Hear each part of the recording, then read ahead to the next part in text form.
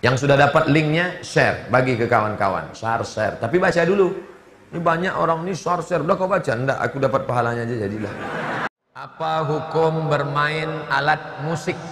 Gitar, piano, Imam Hanafi, Imam Maliki.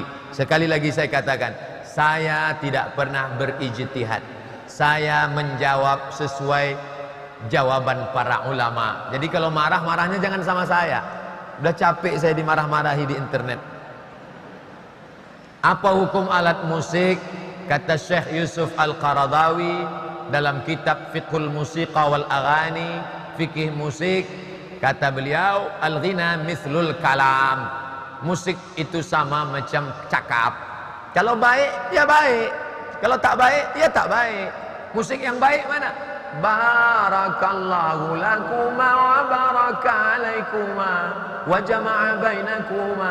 Baik.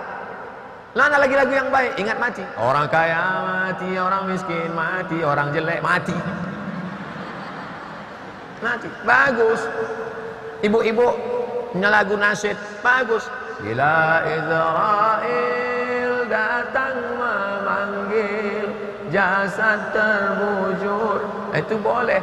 Tapi kalau musiknya mengajak berzina, ngajak bunuh diri, ada dulu lagu kalau didengarkan orang mau bunuh diri bawaannya, itu haram. Musik ngajak berzina. Mana musik ngajak berzina? Cinta Satu Malam. Haram itu.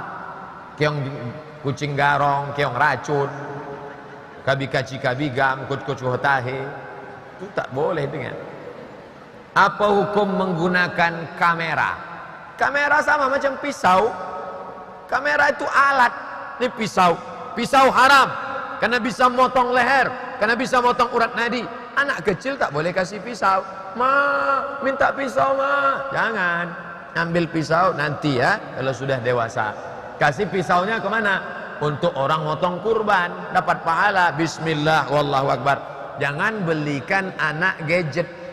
Akhirnya anak rusak otaknya main gadget. Nanti anak saya nggak bilang saya tak sayang. Sayang bukan ngasih pisau ke anak. Video porno, game online, PlayStation. Dulu kita kalau ke rumah anak-anak salam.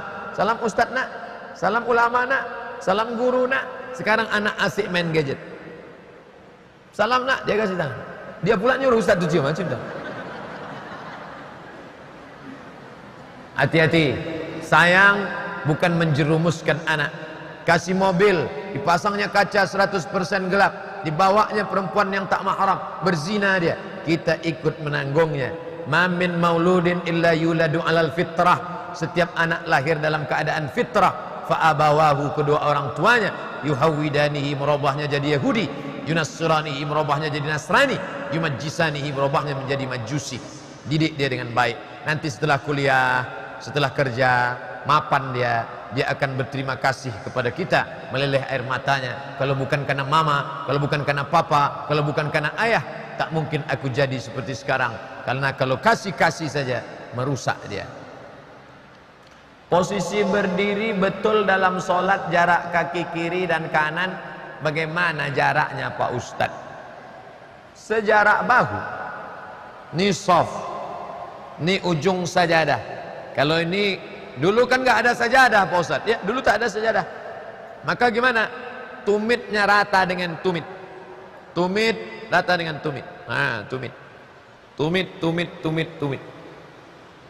tumitnya yang rata. Adapun ujung kakinya ya tergantung kaki masing-masing. Kalau panjang ya panjang, kalau pendek ya pendek.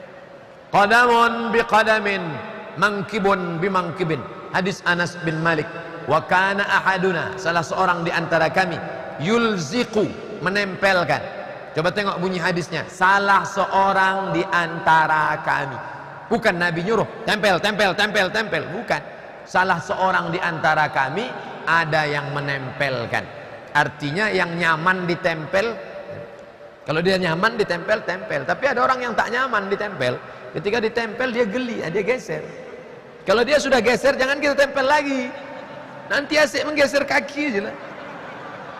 Imam dah baca ayat ghairil maghdubi alaihim waladdallin, kita masih juga kaki. Lebarnya semana? Selebar bahu.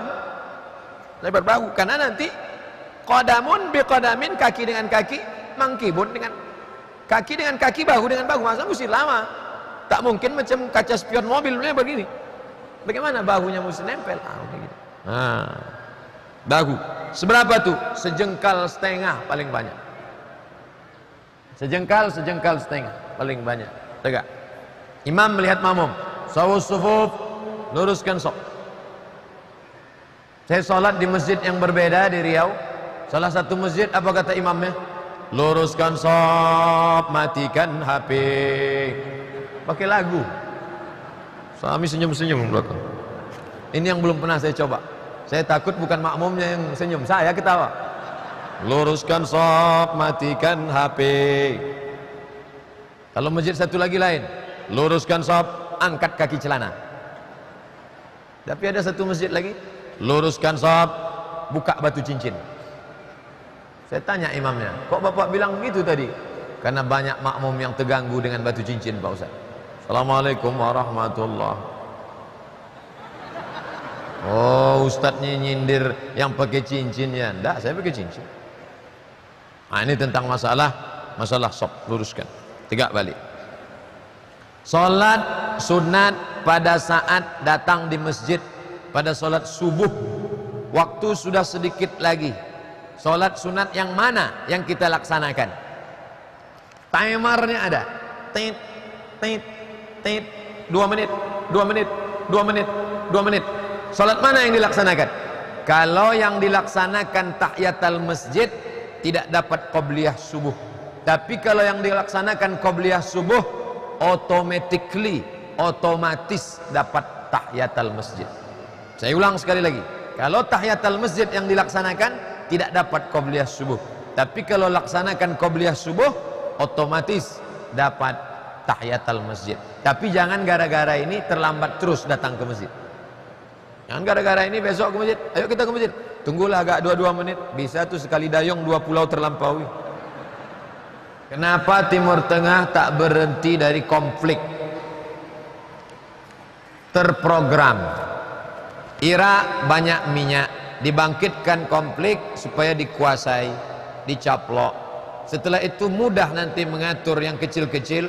Kuwait, Oman, Bahrain, Yaman akan dikuasai. Diobok-obok Mesir. Itu sudah agenda barat. Mereka menyebutnya Syarq Ausat. Syarq timur, Ausat tengah. Maka kita jaga persatuan, halal bihalal, jangan sampai ada celah. Ketika ada celah, orang akan masuk ke dalam. Timur Tengah, pusat Islam.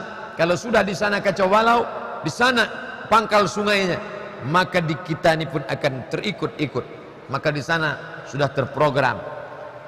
Mesir dijajah Inggris. Libya dijajah Mussolini, Itali. Aljazair dijajah Perancis. Maroko dijajah Spanyol. Dulu sudah dicaplok-caplok ini. Malaysia, Brunei, Singapura dijajah oleh Inggris. Indonesia dijajah oleh Belanda. Dari dulu sudah mereka caplok-caplok, dan itu tetap sampai hari ini.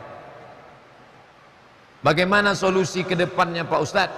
Kalau Islam kuat, insya Allah kita akan selamat, kembali ke Islam. Kata siapa? Kata Sayyidina Umar bin Khattab radhiyallahu an. A'azzanallahu bil Islam. Dulu kita lemah, tak dikenang orang. Setelah Islam datang kita kuat. Kalau kita mau kuat kembali, maka kita kembali ke ajaran Islam. Islam yang rahmatan lil alamin, bukan meledakkan, bukan meletupkan, bukan menghancurkan. Tapi pesan Nabi, wa ma arsalnaka, kata Allah kepada Muhammad sallallahu alaihi wasallam, wa ma arsalnaka illa rahmatan lil alamin. Bagi suami yang sudah meninggal, mana yang lebih utama?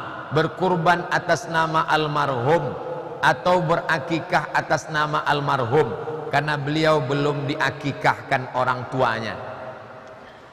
Bagi suami saya, seorang ibu, suaminya sudah meninggal, lalu ibu mau berkurban untuk almarhum suaminya, boleh. Dalilnya mana? Nabi berkurban untuk Khadijah.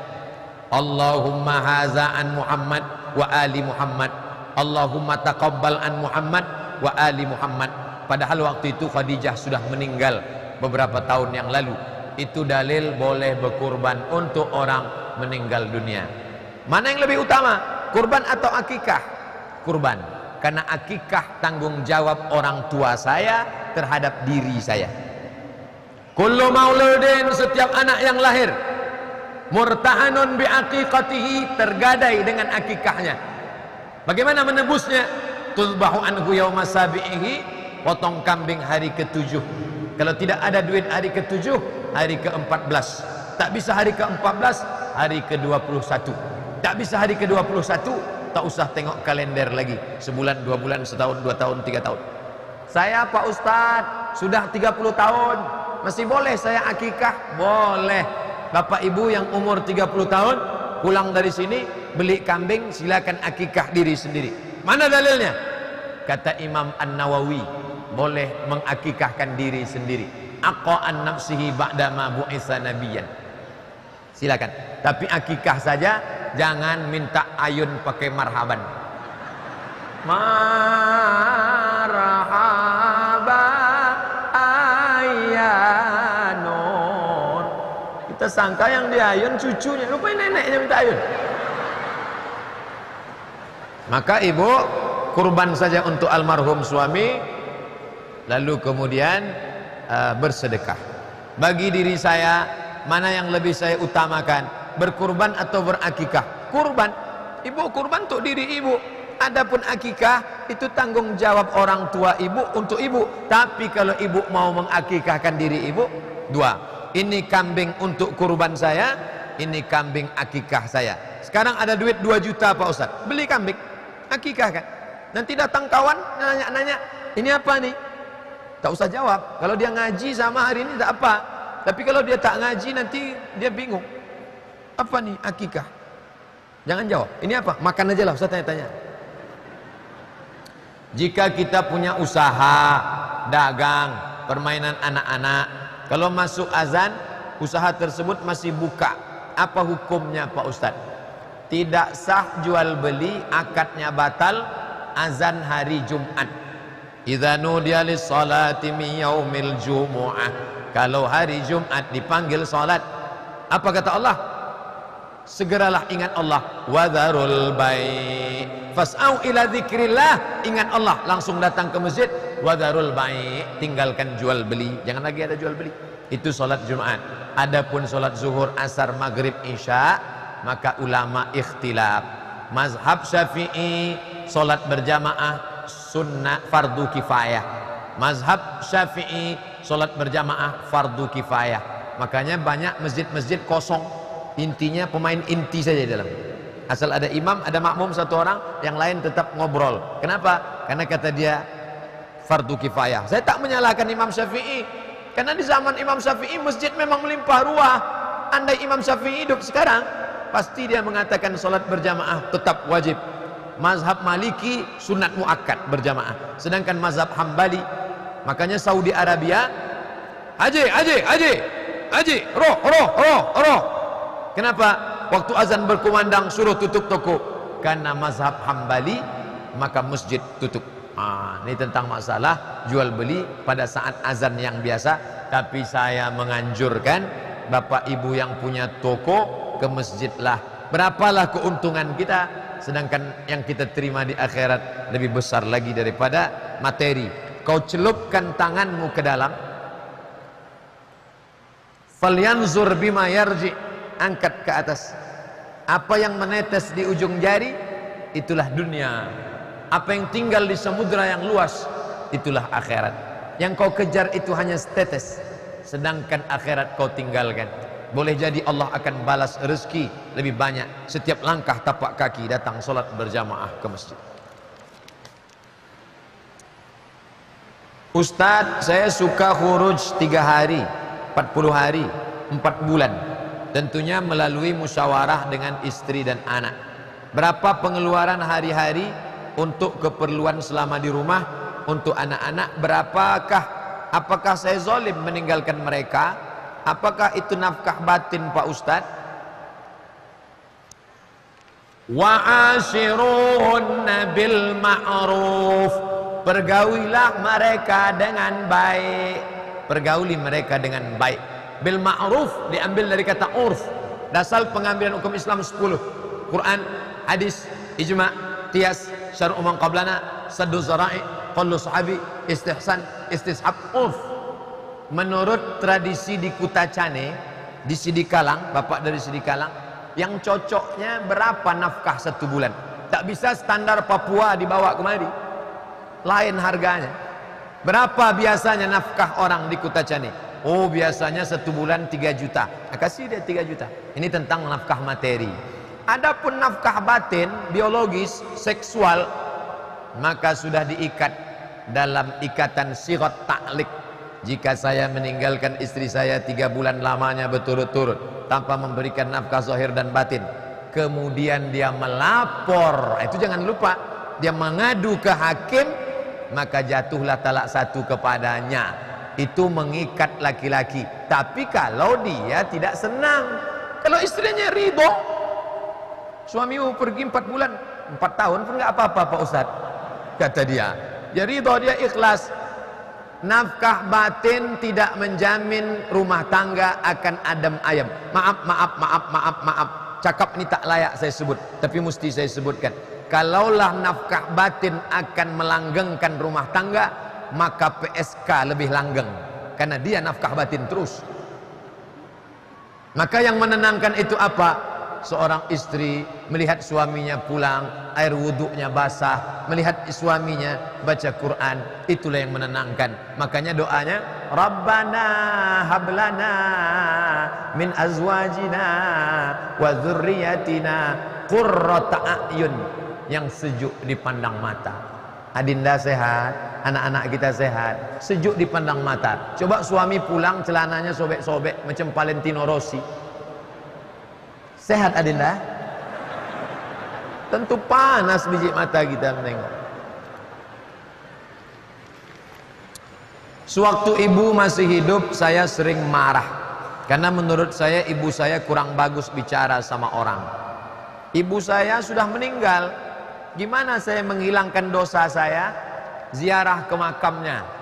Adab ziarah makam yang pertama, Assalamualaikum ya ahlad diyar minal mu'minin wa inna insyaallah bikum lahiqun yarhamullahul mustaqdimina wal mustakhirin nas'alullah lana wa lakumul afiyah. Makanya salam ada 3. Salam yang pertama wajib dijawab, salam yang kedua tak boleh dijawab, salam yang ketiga kita tak ingin mendengar jawabannya. Salam yang pertama wajib dijawab, salam saya tadi, Assalamualaikum warahmatullahi wabarakatuh. Salam yang kedua tak boleh dijawab, salam imam waktu sholat subuh tadi, Assalamualaikum warahmatullahi, tak boleh kita jawab, Waalaikumsalam Pak Imam. Salam yang ketiga kita tak ingin mendengar jawabannya. Waktu ziarah kubur, Assalamualaikum ya ahlal kubur, Waalaikumsalam.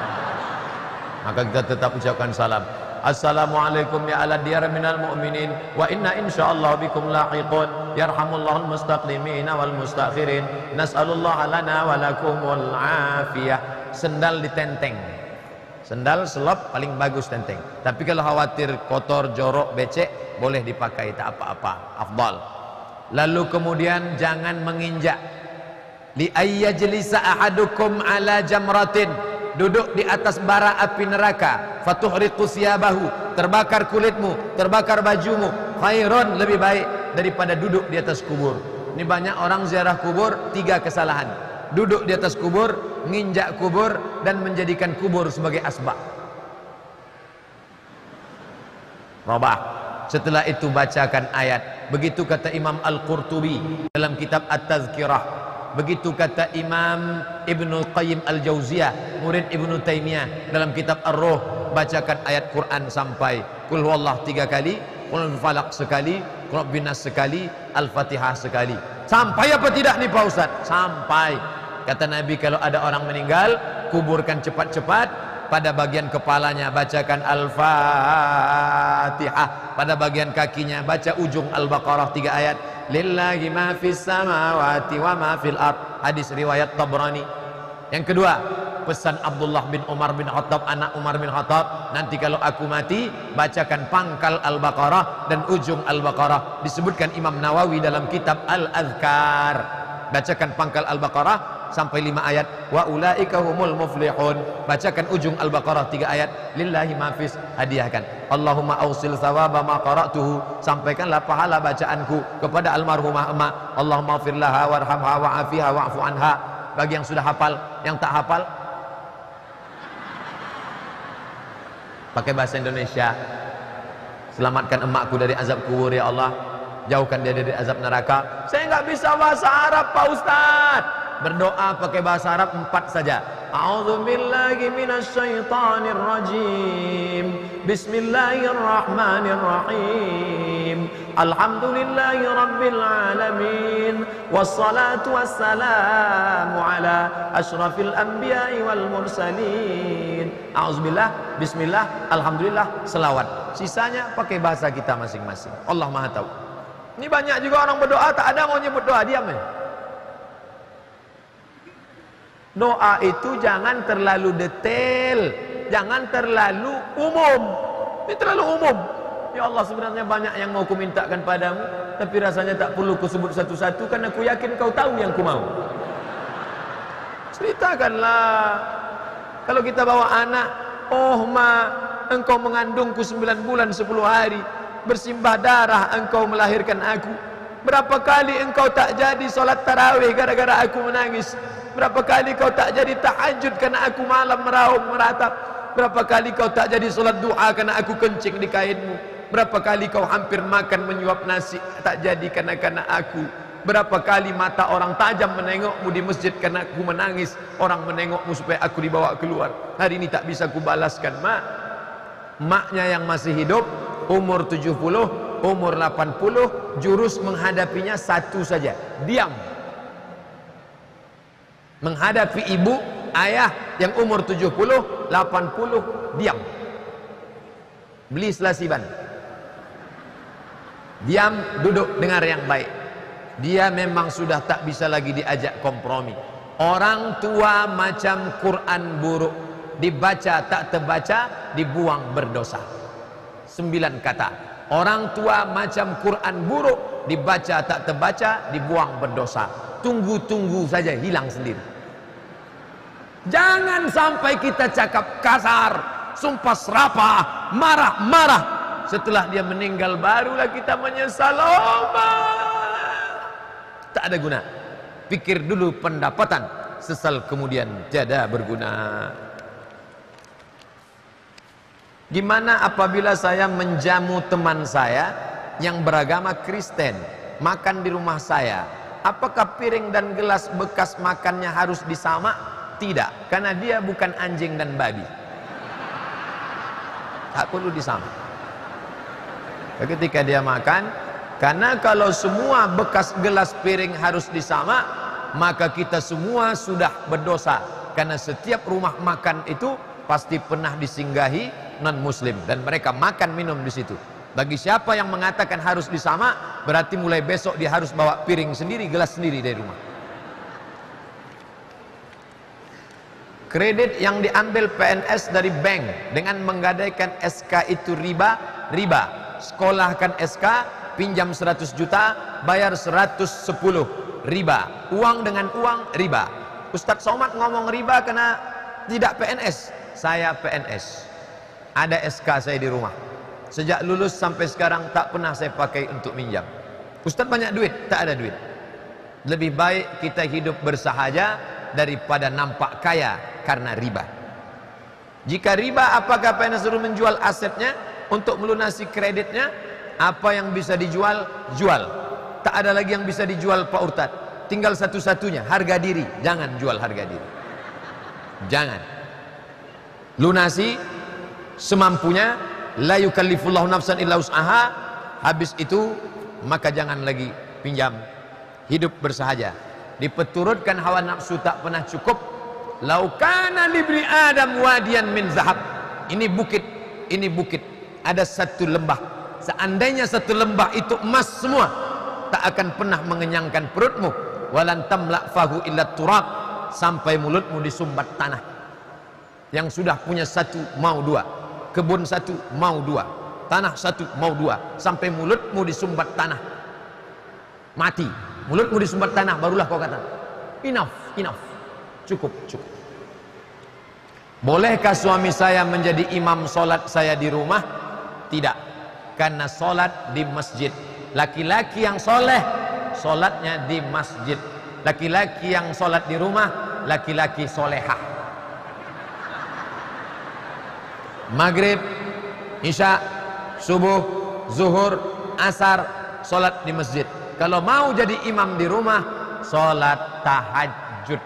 Nanti malam solat tahajud, bapak ambil air, percikkan ke wajah istri. Bangun!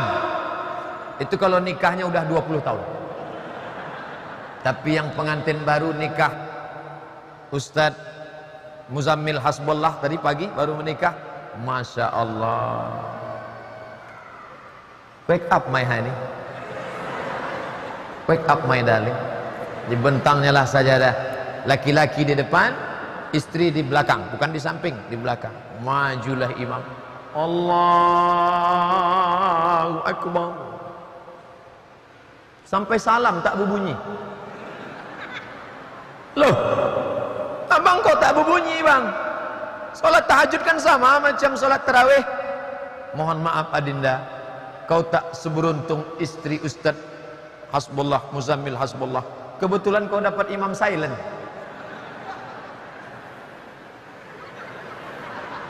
Ibu yang kebetulan dapat imam silent nanti malam, angkat tangan berdoa, ya Allah, aku bersyukur kau kirim imam. Suami yang lain mabuk pulang pesta narkoba, suamiku mau membangunkan aku jadi imam. Bersyukur aku ya Allah. Masalah dia berbunyi tak ku pentingkan ya Allah. Kebetulan suami ibu itu baru hijrah. Nanti setelah lama-lama dia baru saja hijrah, datang ke Masjid At-Taqwa, dia baru latihan jadi imam. Kata Pak Imam besar Masjid At-Taqwa, kalau mau jadi latihan imam, imam yang tak berbunyi, salat zuhur, Allahu Akbar. Nanti baru latihan maghrib. Jangan langsung subuh. Subuh memang pendek tapi kunutnya panjang. Sementara suami saya sering tinggal sholatnya, kurang bagus bacaannya, sedang saya ingin dia menjaga sholatnya. Sebab itu saya selalu meminta agar dia, suamiku, cara imam sholat, jadi imam sholatku. Minta dia tahajud malam. Adapun sholat ke masjid, tetap laki-laki ke masjid, tidak ada halangan laki-laki ke masjid. Apakah itu gadai Pak Ustadz? Ini sawah saya 2 petak, saya gadaikan ke bapak, mau pinjam duit 2 juta. Ini namanya gadai. Sawah saya pakai, sawah saya sebagai jaminan, boroh, duit saya pakai. Ini namanya gadai, rahan namanya. Bagaimana sistem gadai yang diperolehkan dalam Islam? Bagaimana sistem gadai yang tak boleh? Ketika sawah saya berikan, tiba-tiba bapak olah sawah ini, lalu sawah menumbuhkan padi, maka hasilnya riba. Kullu qardin jarra naf'an fahuwa riba. Setiap pinjaman yang mengambil keuntungan, maka riba. Ini tak boleh dipakai. Maka dia tetap sebagai jaminan saja. Pinjam duit, kasih sawit 2 hektar, diambil hasilnya riba. Kullu qardin jarra naf'an fahuwa riba. Dia murni hanya sebagai barang gadai saja, jaminan supaya orangnya tak lari saja, itu gunanya. Sering disebut durhaka anak pada orang tua. Pertanyaan, ada orang tua durhaka pada anak? Ini pasti anak yang sakit hati. Ada tak anak durhaka, orang tua durhaka sama anak? Pertanyaan jenius. Ada. Seorang tua melapor kepada Sayyidina Umar bin Khattab, Umar, anakku durhaka. Umar bin Khattab pemimpin bijaksana, panggil anakmu. Tabayun, klarifikasi. Ini bapaknya, ini anaknya. Hai anak, ya, kata bapakmu kau durhaka. Saya tak mau menghukum langsung, saya tanya, kenapa kau durhaka? Apa kata si anak? Aku durhaka karena 3, Umar. Pertama, dia carikan ibuku ibu yang tak baik. Yang kedua, dia kasih aku nama yang tak baik. Yang ketiga, dia kasih aku makan yang tak baik. Apa kata Umar? Laqad aqaqtahu qabla an ya'uqqa alaik. Kau lebih dulu durhaka sebelum anakmu durhaka. Lebih dulu orang tua durhaka sebelum anak durhaka. Saudaraku yang punya pertanyaan, warna kertas pink, kau sudah dibela oleh Sayyidina Umar. Maka pilihkan ibu yang baik, akan lahir anak yang baik. Bagi yang belum menikah, carikan ibu yang baik. Bagi yang sudah, jaga-jaga aja yang ada itu.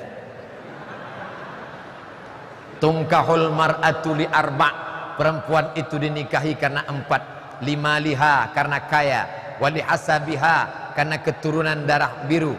Wali jamaliha, karena cantik. Wali diniha, karena agamanya. 4. Datang mahasiswa saya, Ustadz Somad, ya, saya mahasiswa Ustadz dulu. Saya sudah tamat kuliah, alhamdulillah. Saya sudah kerja, alhamdulillah. Belum nikah, na'udzubillah. Bisa Ustadz carikan yang ada 4-4-nya macam Ustadz ceramahkan itu Ustadz? Saya bilang kalau ada 4-4-nya ngapain saya kasih ke kamu? Man talaba akhan bila aibin baqiya bila akhin. Siapa yang mencari kawan tak bercacat, seumur hidup takkan berkawan. Siapa mencari laki tak bercacat, seumur hidup akan menggadis. Siapa mencari bini tak bercacat, seumur hidup akan jadi lajang. Menikah bukan mencari kesempurnaan, menikah adalah mencari menutupi kelemahan. Adinda, kau bukan yang sempurna, tapi di mataku kaulah yang mampu menutupi segala kekuranganku. Sudikah engkau menemani aku sampai akhir hayatku? Tapi dah saya ajari yang belum menikah, yang udah apa boleh buat, tahan aja dah. Bagaimana tanggapan Ustadz mengenai fitnah yang dihadapkan ke Ustadz mengenai bom bunuh diri?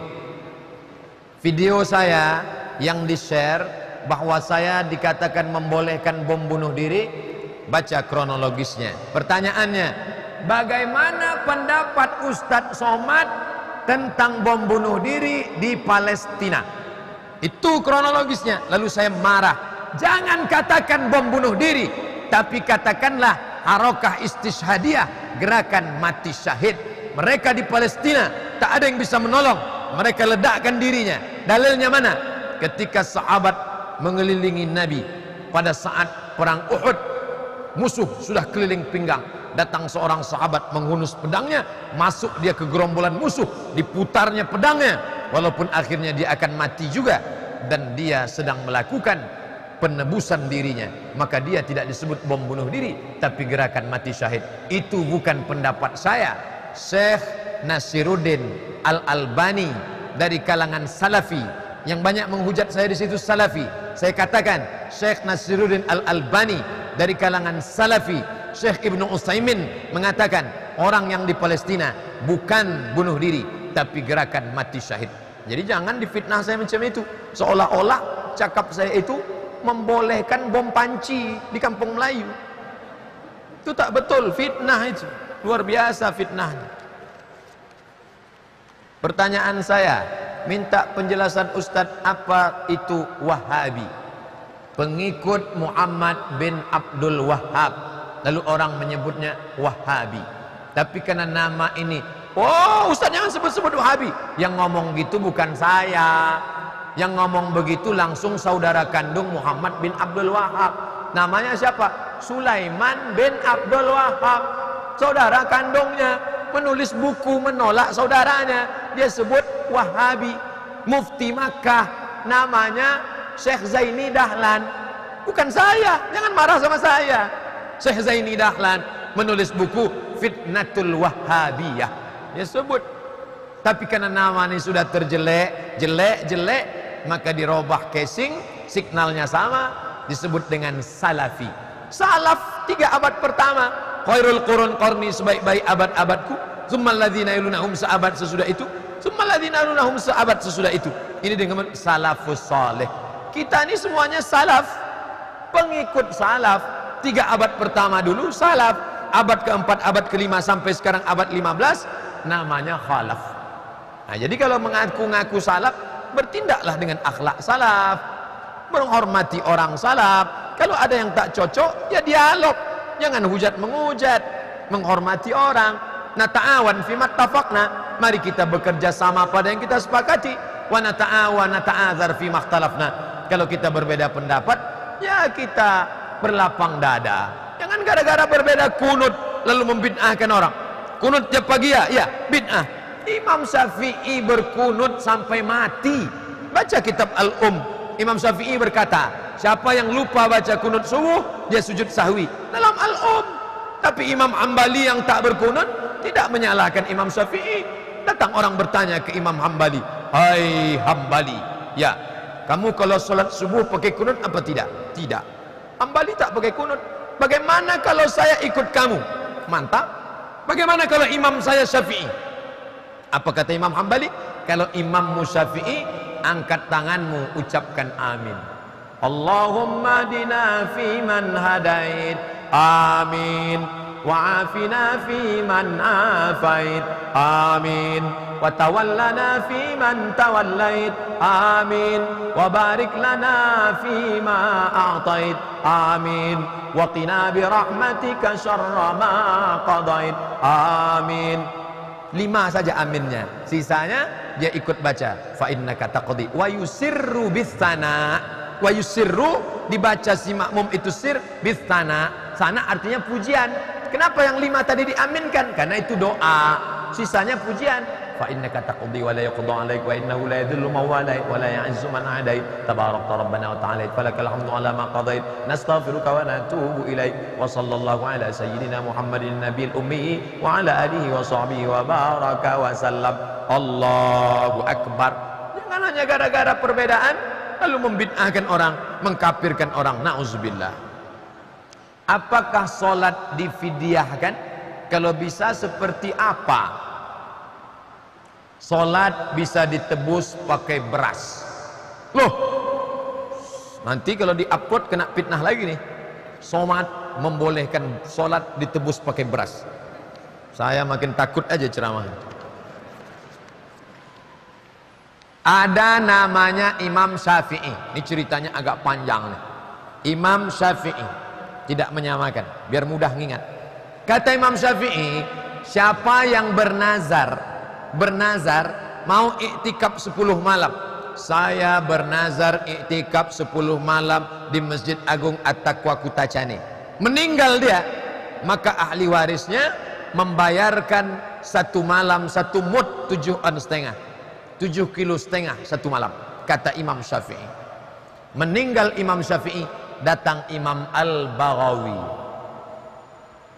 Kata Imam Al-Baghawi, kalau Syafi'i berpendapat 1 malam 1 mud, maka aku berpendapat 1 solat bisa bayar 1 mud. Ijtihad Imam Al-Baghawi. Datang Imam Nawawi. 3 imam, Syafi'i, Baghawi, Nawawi, disebutkannya dalam kitab Al-Majmu' Syarah Muhadzab. Yang menyebutkannya siapa? Nawawi. Yang punya fatwa siapa? Baghawi. Dari mana dia ambil? Dikiaskannya ke Syafi'i. Begitu ceritanya. Nah, sekarang setelah kita tahu sumbernya, apakah Ustadz mengamalkan ini? Saya tidak mengamalkan ini di keluarga saya. Tapi kalau ada orang mengamalkan, berarti dia ikut pendapat ini. Kenapa Ustadz tak amalkan ini? Saya khawatir waktu abang emak saya meninggal, mau dibayarkan fidyahnya, saya katakan tak usah mak. Kenapa? Saya khawatir nanti anak keponakan tak mau sholat, dia siapkan beras 3 karung. Yuk sholat yuk nak, tak usah mak, itu beras sudah 3 ton gue siapkan. Tapi saya tak menyalahkan yang bermazhab Syafi'i, karena mereka mengikut pendapat dari para ulama. Ustadz tolong jelaskan tentang ayat Al-Quran yang berjumlah 6.666. Cara mencarinya www.google.com. Google Pak Ustadz, ya google.com. Setelah dapat Google, tulis Somad Morocco, SOMADMOROCCO spasi jumlah ayat Quran, enter. Sudah saya jawab di dalam, menurut pendapat Imam Jalaluddin Abdurrahman As-Suyuti Asy-Syafi'i dalam kitabnya Al-Itqan fi Ulumil Quran. Sekian ada di dalam. Banyak pendapat berapa jumlah ayat Al-Quran, bisa dicari di internet. Saya mau tanya, suami saya malas sholat. Sudah 2 suami ini. buka persatuan ISM, Ikatan Suami Malas Sholat, bersedekah dan tidak selalu dalam keadaan emosi dan marah-marah. Mohon Ustaz, apa yang bisa saya lakukan sebagai seorang istri? Saya tak berani menasihati suami, saya takut dibilang istri durhaka. Cakap ibu tak masuk, cari orang lain yang cakapnya masuk tapi lewat bisikan ibu. Siapa? Tokoh masyarakat ngomong, suami itu punya ayah, punya datuk, punya abang, punya adik, punya paman, punya pakcik. Panggil untuk menasihati dia. Kalau sudah tak masuk lagi, apa boleh buat? Summum, bukmun, omyum, fahum. Tuli, bisu, buka, buta, peka. Na'udzubillah. Ustaz, bagaimana dalam menentukan pilihan memilih jodoh? Lewat solat istikharah. Usolli sunnatal istikharah rak'ataini lillahi ta'ala, Allahu Akbar. Jernihkan pikiran. Setelah itu nampak, dia aja yang nampak. Kamu udah istikharah? Udah Pak Ustaz. Siapa yang nampak? Tiga-tiganya datang Pak Ustaz. Belum putus lagi. Terus lagi. Buang gambarnya, buang cakap-cakap orang. Beri aku, Allahumma inni astakhiruka bi qudratika. Ya Allah, aku mohon pilihanmu dengan kuasamu. Jangan sampai aku salah ya Allah. Minta kepada Allah SWT. Allah akan kirimkan signal-signal dalam hati yang tulus. Jangan sekali, jangan dua kali, banyak. Allah berjanji, walladzina jahadu fina, siapa yang bermujahadah, lanahdiyannahum subulana, kami akan tunjukkan jalan kami. Ustaz, bagaimana caranya supaya kita melaksanakan sholat khusyuk?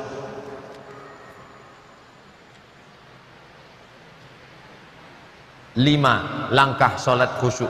Pertama, ketika berwudu, batinnya saat air menyiram muka, keluar dosa dari kelopak biji mata. Saat air menyiram tangan, keluar dosa dari celah-celah jari tangan. Saat air menyapu kepala, keluar dosa dari lubang telinga. Ketika air menyiram kaki, keluar dosa dari celah-celah kuku kaki. Maka waktu wudu tak boleh ngobrol.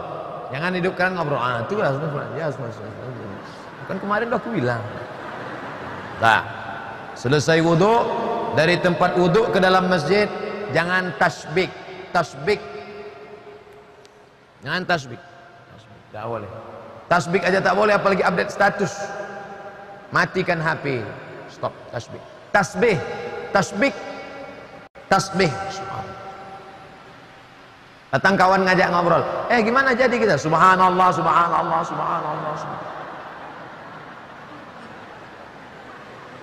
Dah. Yang keempat, pahami bacaan solat. Saya tidak nyuruh ngapal arti. Bukan ngapal arti. Bismillahirrahmanirrahim. Dengan nama Allah yang Maha Pengasih lagi Maha Penyayang. Alhamdulillahirabbil alamin. Segala puji bagi Allah. Bukan. Pahami saja mana. Inna salati wa nusuki wa mahyaya wa mamati lillahi. Empat, connect antara hati dengan mulut. Ni hati, ni mulut, connect kan? At-tahiyatul connect. Ketika dia sudah agak-agak jauh, rapatkan lagi. Udah agak-agak lari, rapatkan lagi. Seperti meniti pematang tanah licin di tengah sawah. Agak-agak terpleset, naik lagi. Agak-agak jatuh, naik lagi. Jangan udah jatuh masuk ke kolam nangkap-nangkap ikan pula. 5. Mulut membaca. Khabbab Ibnul Az ditanya, "Ya Khabbab, ya, Nabi itu kalau sholat mulutnya bergerak atau mulutnya diam?" Kata Khabbab, "Nabi kalau sholat mulutnya bergerak." "Dari mana kamu tahu Nabi mulutnya bergerak?" "Bittirabi lihyatih." Saya tengok mulutnya bergerak karena jenggotnya bergoyang. Namanya Hamsah. Kata Syekh Al-Habib Hasan As-Saqaf Asy-Syafi'i, mazhab Syafi'i, dalam kitab Sifat Sahih Sifat Salat Nabi, mulut bergerak.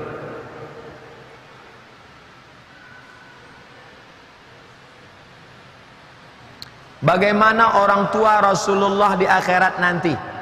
Pesan Ustadz Adi Hidayat, jangan bertanya pertanyaan yang tak menambah iman, tak menambah ilmu, tak menambah amal.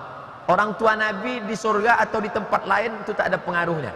Tapi saya tetap jawab. Saya termasuk ustadz yang menjawab. Ada namanya Ustadz Dr. Mustafa Umar.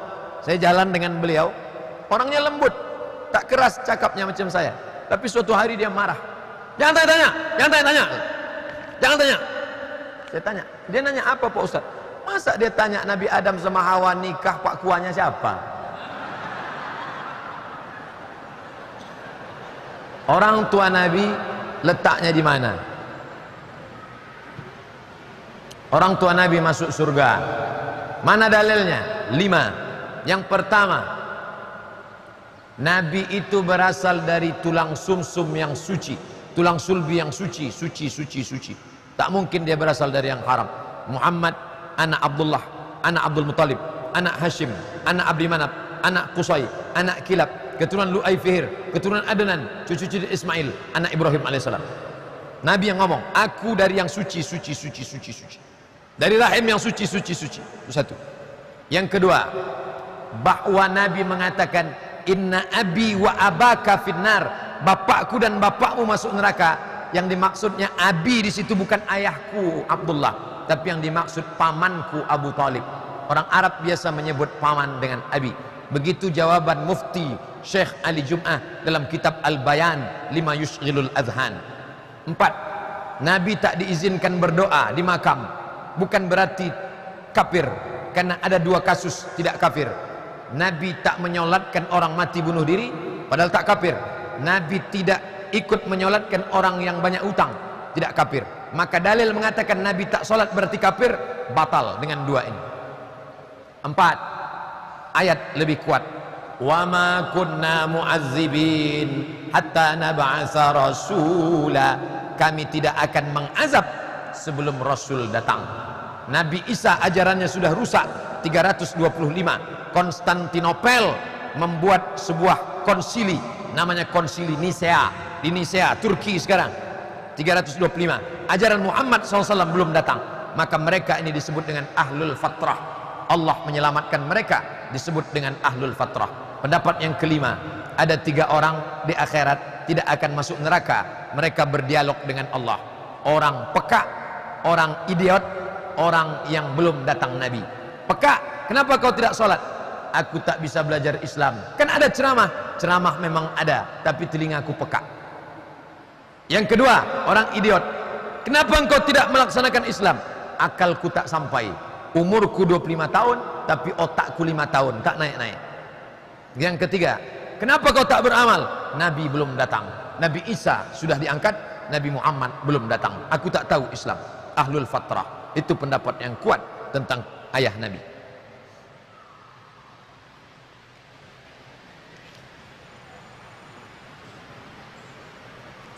Maaf Ustadz, di luar tema. Dari tadi di luar tema semua. Bagaimana hukum anak perempuan menikah tanpa persetujuan orang tua? La nikaha, tidak sah nikah illa biwaliyin, kecuali dengan wali, wa syahidai adlin, dan 2 orang saksi yang adil. Tak sah nikah. Tapi sekarang banyak berkelahi anak dengan bapak. Maka kompilasi hukum Islam Indonesia mengeluarkan formulir di pengadilan agama. Silakan anak-anak gadis yang bapaknya tak setuju diisi. Kalau bapaknya tak setuju karena matre, nanti berwali ke wali abad, dari kewalian ayah turun ke wali selanjutnya. Tapi kalau bapaknya tak setuju, kenapa kau tak setuju?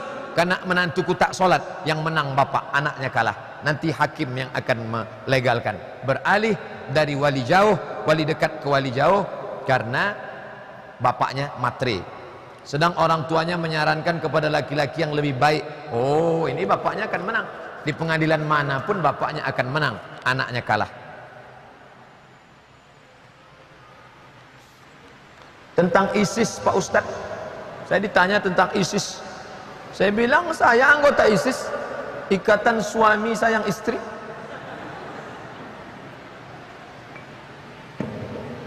ISIS keluar disebabkan 3. Pertama, dia mengklaim bahwa khalifah itu Abu Bakar Al-Baghdadi, sedangkan Abu Bakar Siddiq orang lain yang mengangkat dia.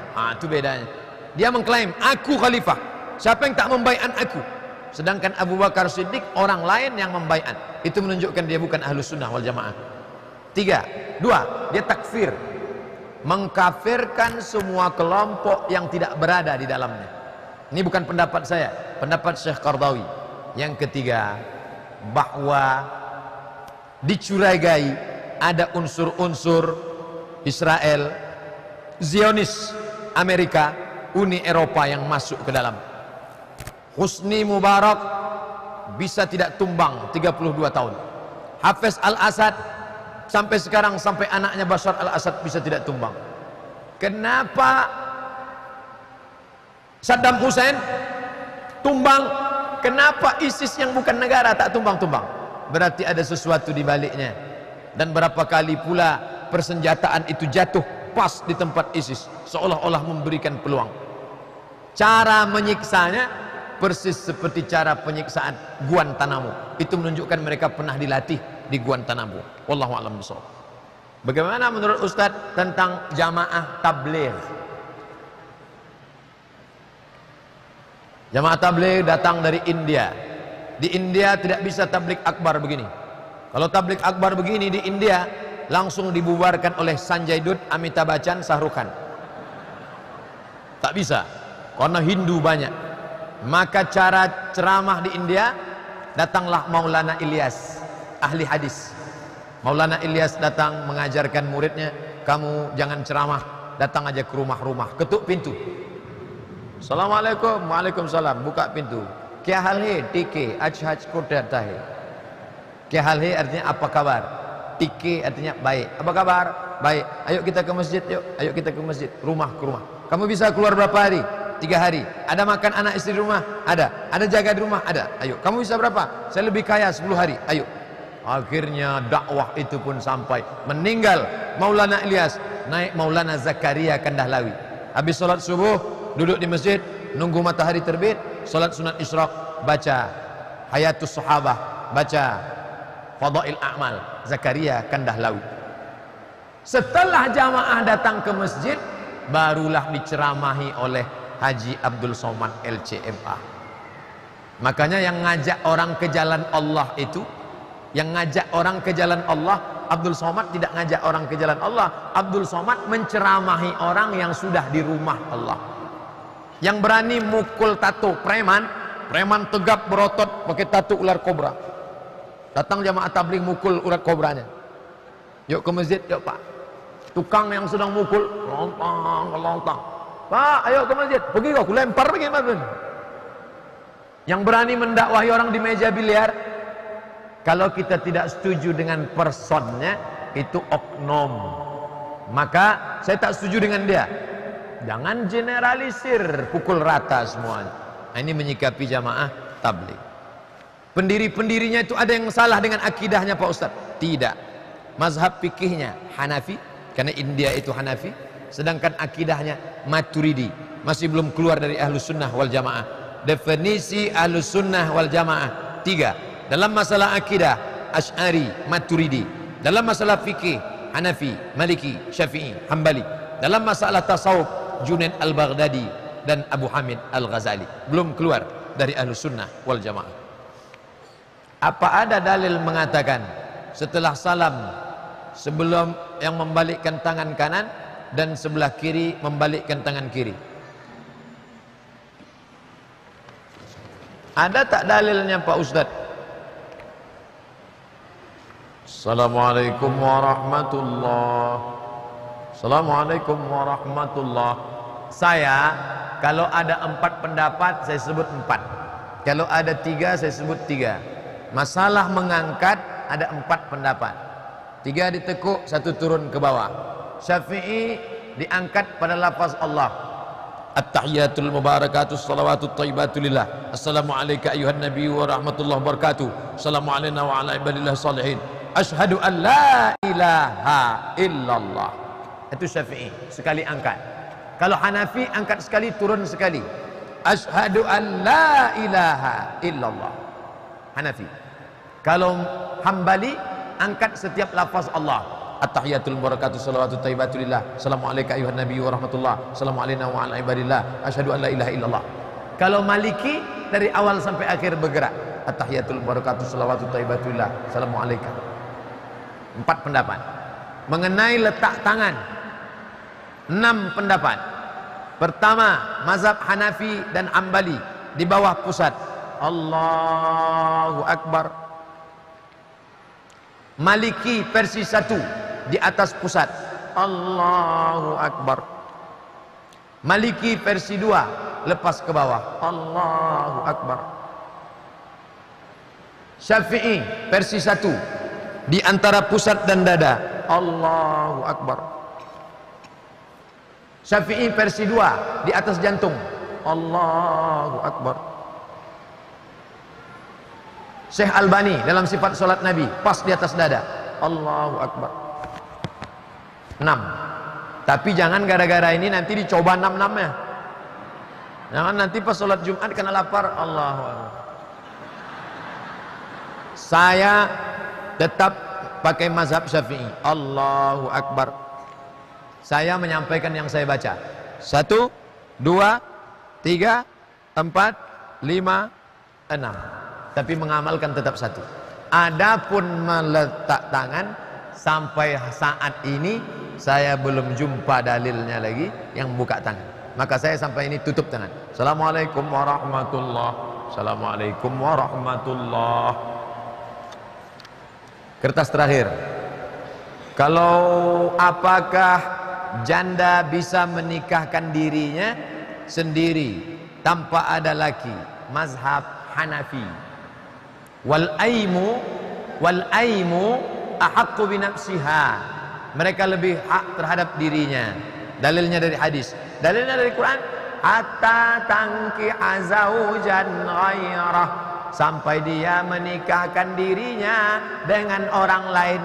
Itu ayat dari mazhab Hanafi bahwa dia boleh menikahkan dengan orang lain. Tapi jangan lupa kompilasi hukum Islam Indonesia berdasarkan mazhab Syafi'i. Maka dalam mazhab Syafi'i la nikaha illa biwaliyin, hanya bisa dinikahkan oleh wali, baik gadis maupun janda. Maka tetap kalau ada orang nikah tak pakai wali, kata dia dilimpahkannya, maka itu bukan nikah yang tercatat, tapi nikah siri. Nikah siri secara fikih sah. Tapi jangan lupa, perempuan yang nikah siri nanti dia tak bisa menuntut harta warisan. Kalau suami itu meninggal, dia tak bisa menuntut. Kalau laki itu pergi entah kemana, dia tak bisa menuntut cerai. Kenapa? Karena dia lemah, tak ada hitam di atas putih. Jangan nikah siri. 2. Kalau tak boleh, apa dalilnya? La nikaha, dalil mazhab Syafi'i, la nikaha illa biwaliyin wa syahidai adlin. Kalau pernikahannya sudah terlaksana, bagaimana status pernikahannya? Saya husnuzan, mungkin dia pakai mazhab Hanafi, tapi secara hukum tak diakui di Indonesia karena KHI, kompilasi hukum Islam Indonesia, memakai mazhab Syafi'i. Wallahu a'lam bishawab. Terima kasih segala perhatian. Mohon maaf zahir dan batin. Minal aidin wal faizin. Taqabbalallahu minna minkum taqabbal ya karim. Dimulai 9:30, selesai 11:30. Setengah jam, 1 jam tanya jawab, 1 jam ceramah. Macam ada saja yang menyusunnya pas 2 jam. Terima kasih. Wassalamualaikum warahmatullahi wabarakatuh.